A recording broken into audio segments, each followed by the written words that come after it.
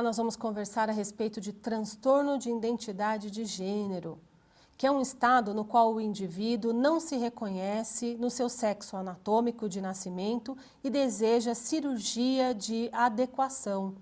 Na nomenclatura, vocês vão ouvir disforia de gênero, transexualidade, transtorno de identidade de gênero, transgênero, transexual, transexualidade, transtorno de identidade sexual.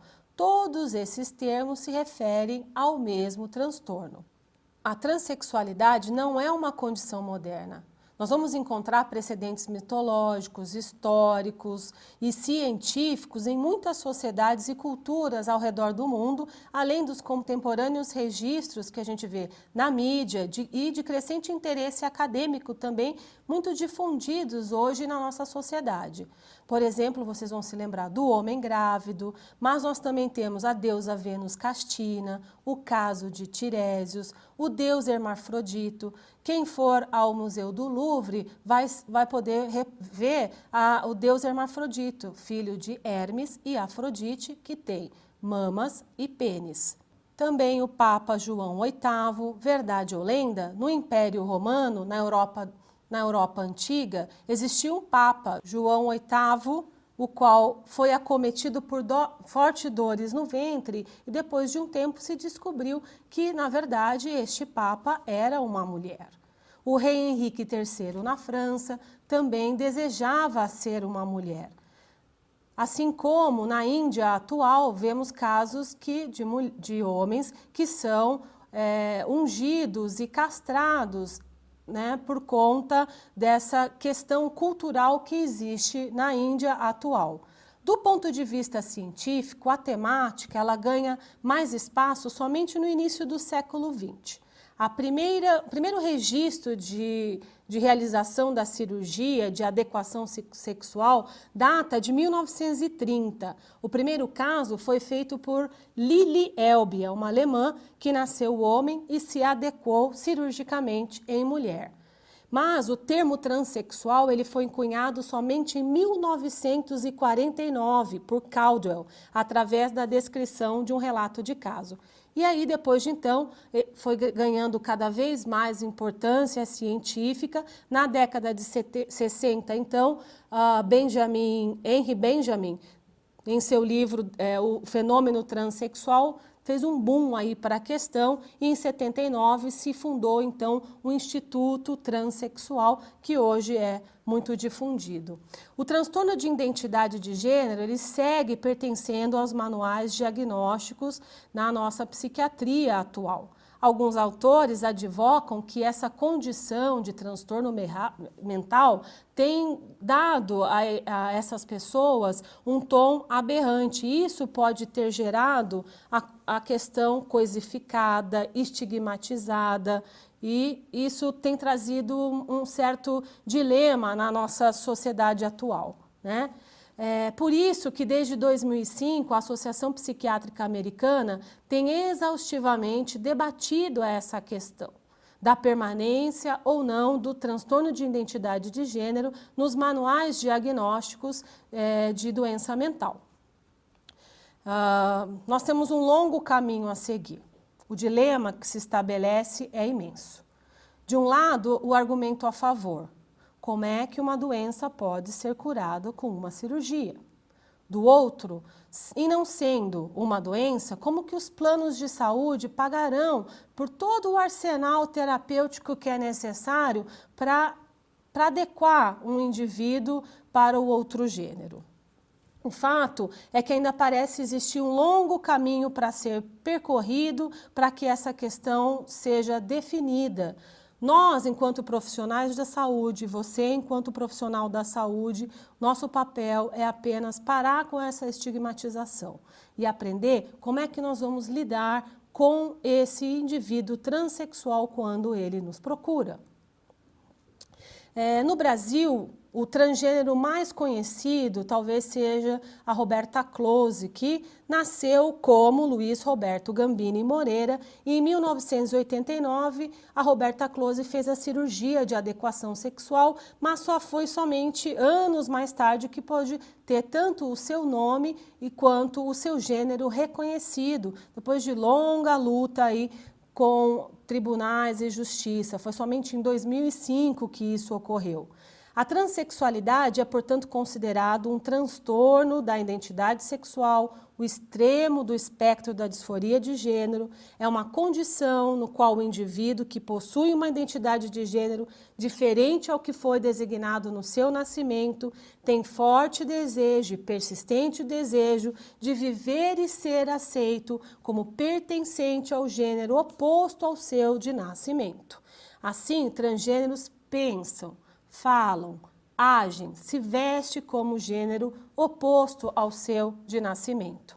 A impressão, segundo o relato de muitos transexuais, é que eles estão presos dentro do corpo errado. Isso, certamente, traz muito sofrimento, uma sensação de inadequação. Transgêneros masculinos, por exemplo, têm nojo, têm repulsa do seu pênis. Evitam, por exemplo, masturbação, urinam sentados, não permitem que vejam, que toquem o seu órgão, sendo que alguns podem chegar ao extremo de ter até infecção no seu órgão por não tocar, por não promover a higiene diária do órgão genital. Qual seria a diferença, então, de um transexual para um travesti? Então, transexual é aquele indivíduo que deseja a cirurgia de adequação sexual. E travesti é o indivíduo que se veste como mulher, mas não necessariamente deseja a cirurgia de adequação. Muitos travestis utilizam o órgão genital como instrumento de trabalho quando são profissionais do sexo. E qual seria a etiologia? Da onde vem esse transtorno? Qual seria a origem do transtorno de identidade de gênero? Infelizmente, até o presente momento, a etiologia da transexualidade permanece desconhecida. E, até o que tudo indica, nós pesquisadores estamos longe de conhecer essa intrigante questão. Por quê? Porque muito poucas pesquisas têm sido desenvolvidas a esse respeito. Já se pensou numa teoria genética, mas essa teoria não se confirmou. Por quê? Porque o transtorno de identidade de gênero é extremamente raro e não aparece em muitos casos na família. Tanto em gêmeos monozigóticos também não parece ter um padrão familiar. Né? Estudos de cariótipos também não revelam nenhuma alteração em cariótipos de famílias que têm transtorno de identidade de gênero ou indivíduos com transtorno de identidade de gênero, portanto, cariótipo nos dá poucas informações. Teorias psicológicas tentaram explicar transtorno de identidade de gênero e pouco nos informaram também. Existem outras possibilidades. Alguma alteração hormonal, uma alteração neurobiológica, mas nenhuma delas explicaram até então por que isso ocorre. Frequentemente, a noção de sou homem, sou mulher, ocorre por volta dos 4 aos 6 anos, embora muitas crianças não saibam exatamente ou tenham a noção exata dessa questão. Mas é por volta dessa idade que uma criança já começa a perceber que algo é diferente. E é especialmente na pré-adolescência e na adolescência que a transexualidade se manifesta.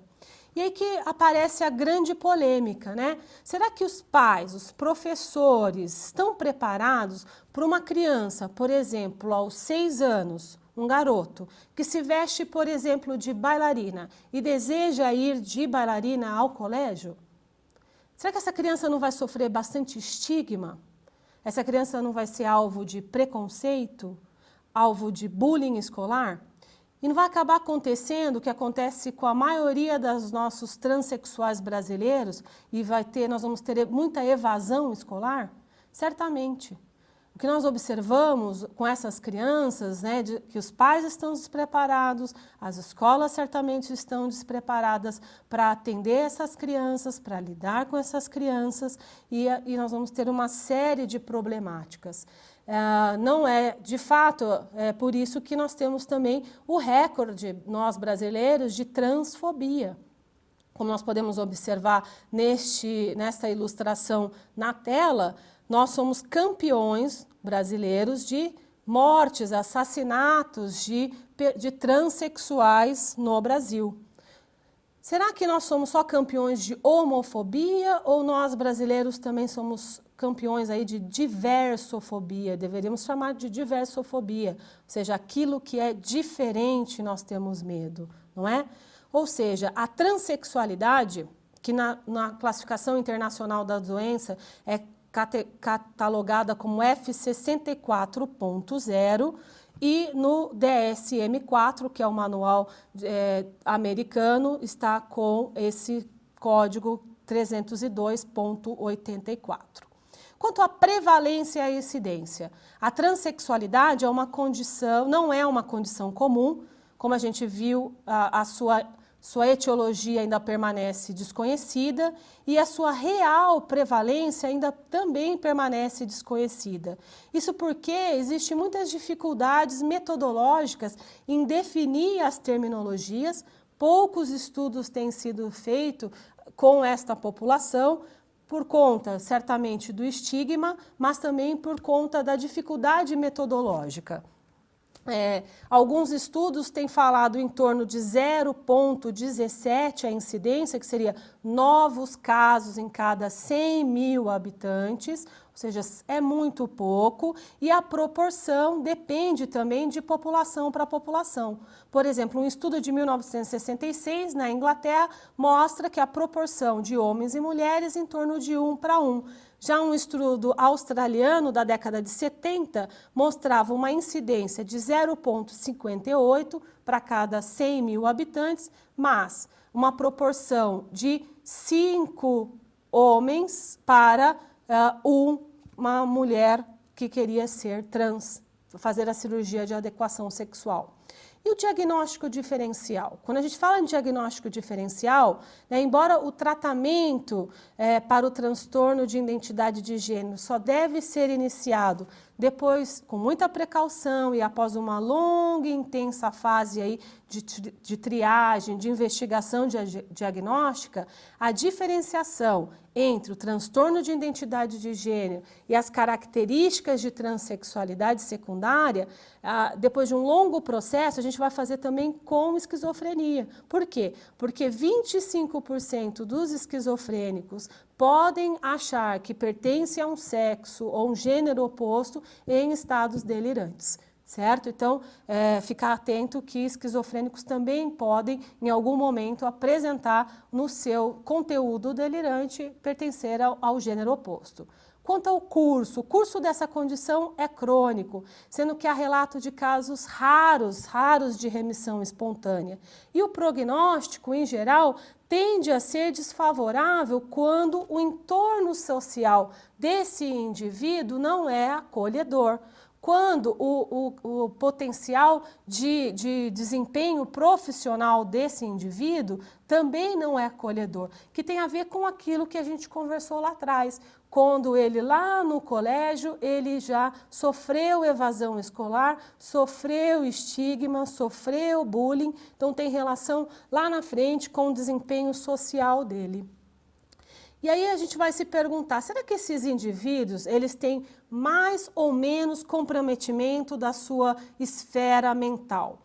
Infelizmente, isso a gente não pode afirmar. Por quê? Porque os estudos até agora não corroboram no sentido da gente afirmar categoricamente que indivíduos portadores de transtorno de identidade de gênero têm mais comprometimentos psiquiátricos que a população geral. Entretanto, o que os estudos atuais mostram é que esses indivíduos, sim, têm uma tendência a apresentarem maior probabilidade de apresentar transtorno depressivo, transtorno ansioso, transtorno de personalidade, abuso e dependência de substâncias psicoativas, ou seja, uso de álcool e drogas e, principalmente, uma questão que eu quero chamar a atenção aqui, que é a ideação e tentativa de suicídio nessa população. Então, a psicoterapia nesses indivíduos não é buscar a reversão da transexualidade, mas sim a aceitação, o processo de ajudar esse indivíduo a ficar mais adaptado com a sua nova adaptação, a nova identidade de gênero. Então, uma terapia afirmativa. Terapias de conversão não são tecnicamente aceitas aqui,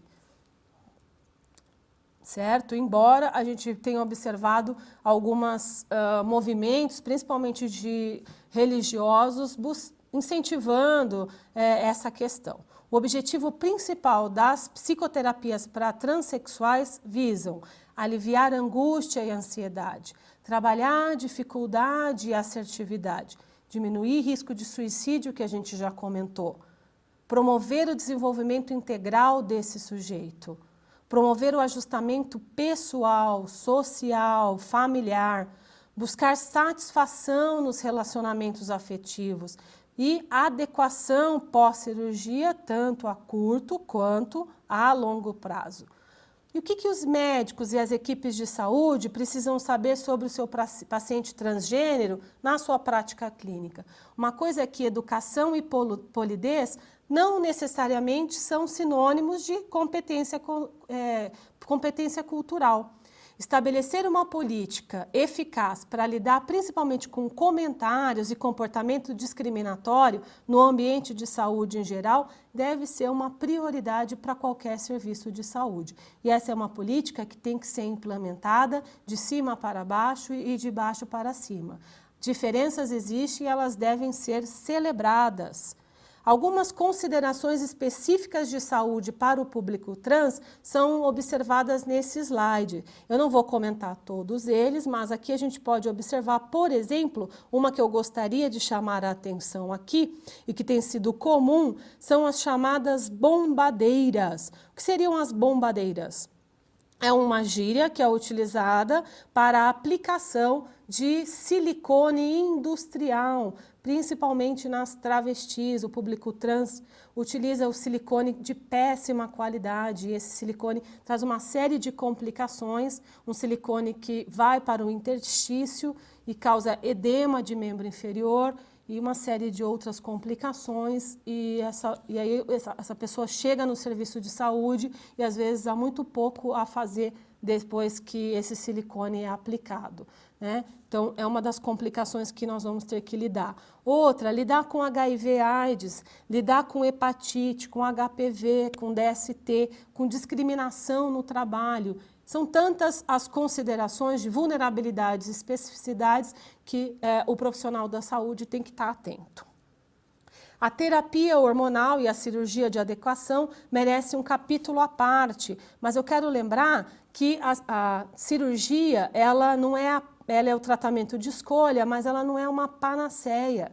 A cirurgia ela não deve ser indicada antes de um diagnóstico correto e antes de 2 anos de terapia. Na transição, esse indivíduo vai precisar de uma série de questões com a sua aparência, com hormônios, que vai fazer esse processo todo caminhar para que esse indivíduo possa realizar a sua cirurgia com sucesso. Nós vamos ver uma série de fotos que vai mostrar a cirurgia e o processo cirúrgico. Também não cabe aqui a gente falar a respeito desse processo cirúrgico, correto? Mas eu gostaria de falar de alguns desfechos positivos no pós-cirúrgico. Entre eles, melhora da qualidade de vida, aumento do prazer sexual com satisfação e adequada função sexual no pós-cirúrgico, melhora da experiência sexual no pós-cirúrgico, melhora da experiência sexual e aumento da atividade sexual, baixas taxas de arrependimento. Isso é importante, porque se pensava que o arrependimento era alto, os estudos estão mostrando exatamente o oposto. Melhora do relacionamento familiar pós-cirurgia. É importante também a gente pensar na criação do ambiente de cuidado dos nossos pacientes transgênicos, mas também das nossos familiares, os familiares que convivem com os transgêneros, não é? E a dica de filme aqui, para aqueles que querem saber mais a respeito do transtorno de identidade de gênero, é o filme Transamérica e o filme antigo, mas ainda que nos ensina muito, Boys Don't Cry, Meninos Não Choram. Obrigado pela companhia e até a próxima aula.